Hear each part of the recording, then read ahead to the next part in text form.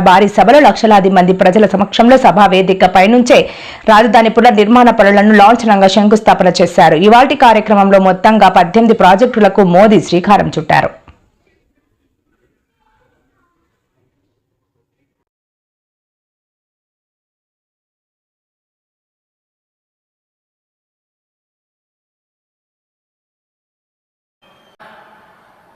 बाबू हैदराबाद में बैठ करके किस किस प्रकार के इनिशिएटिव ले रहे हैं उसका बड़ा बारीकी से अध्ययन करता था और मैं उसमें से बहुत कुछ सीखता था और उसे आज मुझे लागू करने का अवसर मिला है.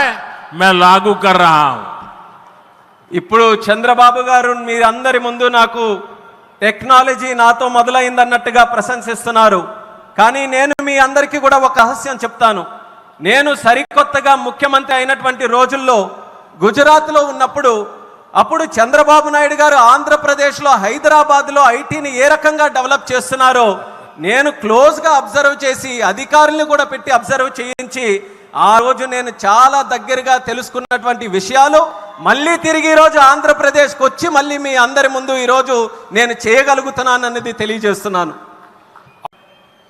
चंद्रबाबू जी टेक्नोलॉजी को लेकर के मेरी भारी तारीफ कर रहे थे, लेकिन मैं आज एक रहस्य बता देता हूं. టెక్నాలజీ నాతో